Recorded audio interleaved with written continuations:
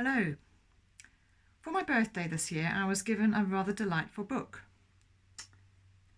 The Boy, the Mole, the Fox and the Horse. You may have come across it. It very quickly became a quick bestseller. And it lets us, the boy, the mole, the fox and the horse, are letting us into their conversations between each other. Those conversations actually turn out to be rather profound life lessons. I keep the book on my desk, and every now and again I just randomly open it to a page and see what life lesson is waiting for me that day. And when I opened it last, this is what I came across. "We all need a reason to keep going," said the horse.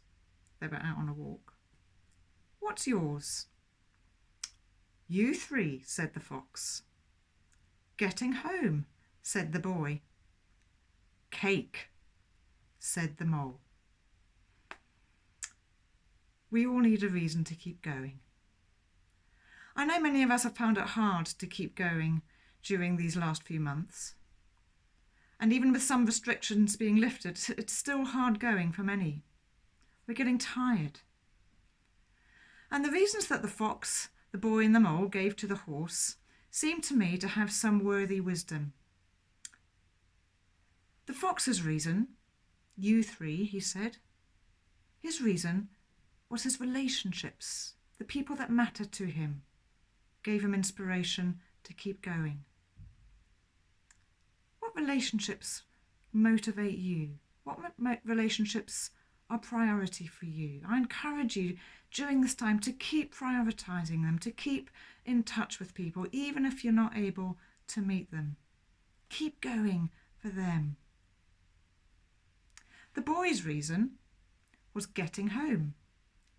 Well, we could chuckle at this because most of us, certainly in the last couple of months, have been at home most of the time. But there's another home as Christians that we look to too, our heavenly home, which isn't just where we go when we die, as some might think. It's also about God living in us now and us living in God. You may be familiar with John chapter 15, where Jesus talks about being the vine, and he says in verse 4, "Abide in me as I abide in you." And he goes on to say that when we do that, we'll bear fruit, godly fruit.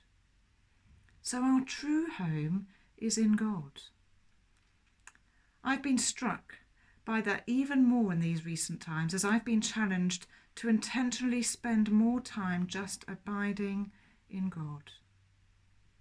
What a great reason to keep going as we discover more and more of the fullness of life that Jesus promised as we learn to abide in him.